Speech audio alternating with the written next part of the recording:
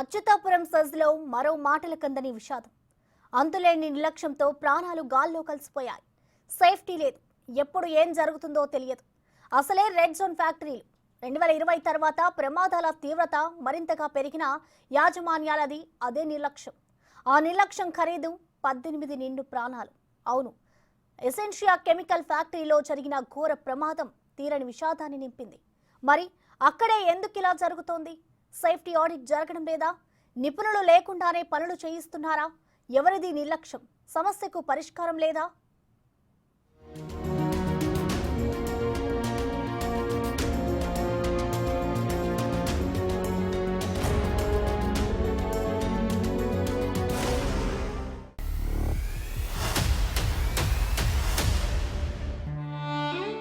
మాటల కందని మరో విషాదం.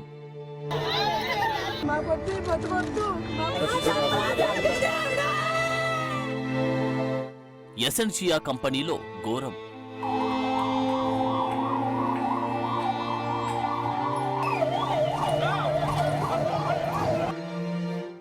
గ్యాస్ లీక్ అయి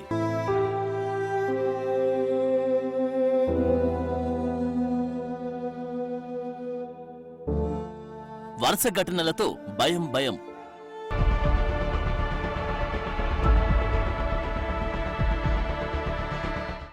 అయినా అదే అంతులేని నిర్లక్ష్యం.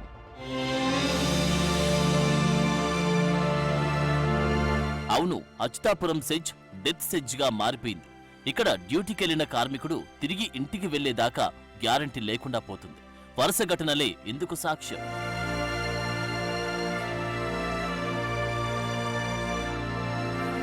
ఆగస్టు 21 మధ్యాహ్నం 2:15 Essentia company Achutapuram SEZ. Second shift డ్యూటీకి వచ్చేవారు అప్పుడే వచ్చారు. భోజన విరామ సమయమది.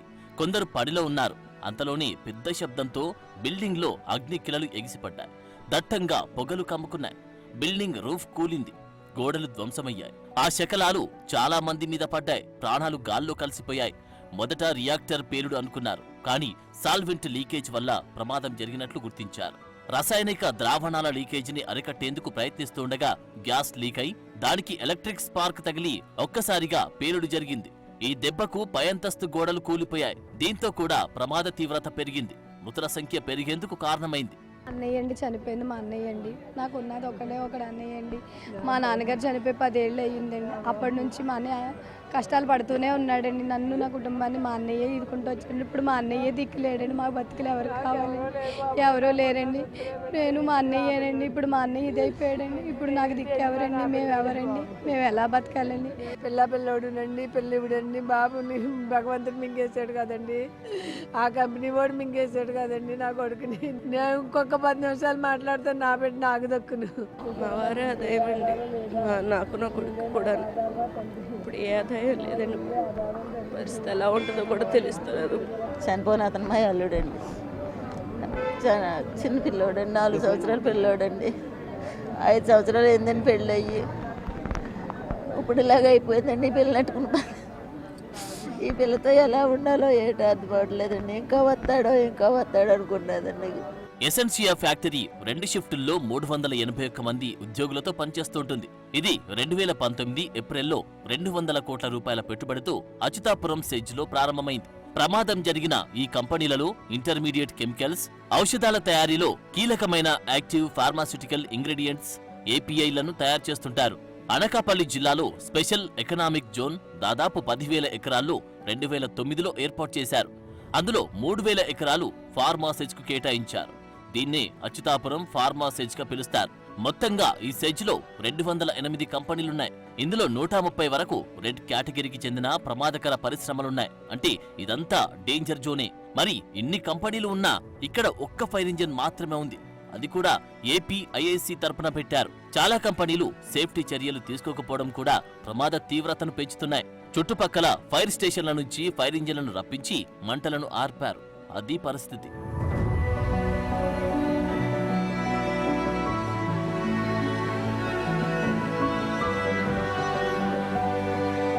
2020 తర్వాత ఈ సెజ్లో ప్రమాదకర తీవ్రత అంతకంతకు పెరుగుతోంది. రెడ్ జోన్ పక్కన ఉండే ప్రాంతాల్లో నివసించే వారి భయం అంతా ఇంతా కాదు.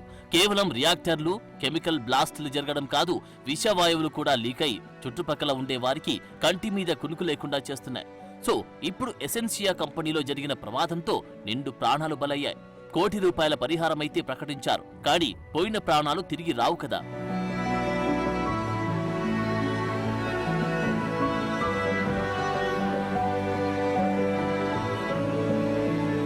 ఘటన గురించి తెలియగానే సీఎం చంద్రబాబు వెంటనే రియాక్ట్ అయ్యారు.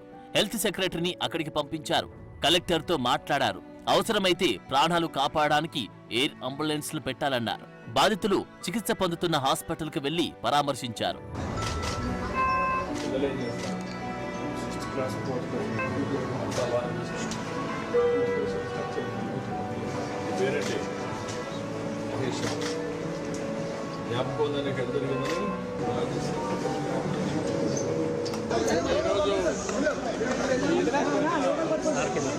నాకు చాలా బాధేసింది. ఈ ప్రభుత్వం అన్ని జాగ్రత్తలు తీసుకొని గడచిన ప్రభుత్వం చేసిన వ్యవస్థల్ని సర్వనాశనం చేశారు. అవన్నీ బాగు చేసే కార్యక్రమంలో ఇలాంటి సంఘటన జరగడం చాలా బాధిస్తుంది.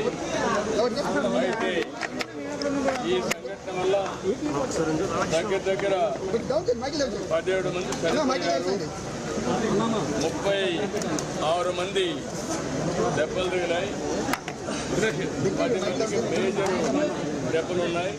ఈ ఘటనపై డిప్యూటీ సీఎం పవన్ కళ్యాణ్ కూడా స్పందించారు. ప్రతి వారం ఈ సెజ్లో ఏదో ఒక ప్రమాదం జరగడం బాధాకరమన్నారు. సంతాపం తెలిపి పరిహారం ఇవ్వడంతో సమస్య పరిష్కారం కాదని చెప్పడం ద్వారా మృతుల కుటుంబాల ఆవేదన ఏంటో అర్థం చేసుకున్నారు.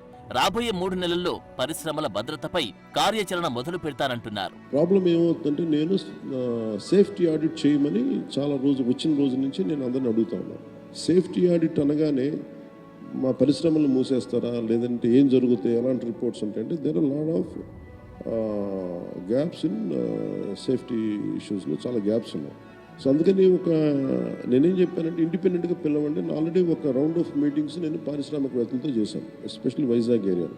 అది కనీస భద్రత అనేది పరిశ్రమలు ఇవ్వాల్సింది కదా. నేను పరిశ్రమలో ఇంక్లూడింగ్ ఆక్వా వాళ్ళకు కూడా చెప్పాను.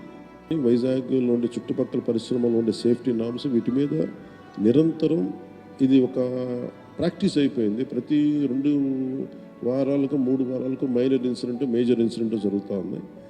వీటికి ఇంకా అది మినిమైజ్ చేయాలి, అసలు కంప్లీట్గా ఎలిమినేట్ చేసే పరిస్థితికి రావాలంటే ఏం చేయాలని ఒక కలెక్టివ్ అక్కడ ఉన్న పారిశ్రామికవేత్తల ద్వారా, ముఖ్యంగా కెమికల్ ఇండస్ట్రీస్ లేదంటే ఫార్మాస్యూటికల్స్ వాళ్ళతో కూర్చోవాలి. అలాగే ఫార్మాస్యూటికల్ ఇండస్ట్రీస్ కూడా ఎఫ్లూయెంట్స్ 2 కిలోమీటర్ల లోపలికి వదిలేస్తామంటున్నారు, కానీ దానిలో కూడా చాలా ఇబ్బందులు ఉన్నాయనేది చెప్తా ఉన్నారు. వీటి మీద ఒక క్లీన్ సేఫ్టీ మన పొల్యూషన్ ఆడిట్ అయితే జరగాలి. అది we will take it forward. So పరిశ్రమలు ఉండాలి, ఉపాధి పెరగాలి, మూతపడొద్దు. అదే సమయంలో ఏదైనా ఉపాధి కోసమని పెట్టిన కంపెనీల్లోని నిర్లక్ష్యాలతో ఏకంగా ప్రాణాలే పోతే అంతకన్నా ఘోరం మరొకటి ఉండదు.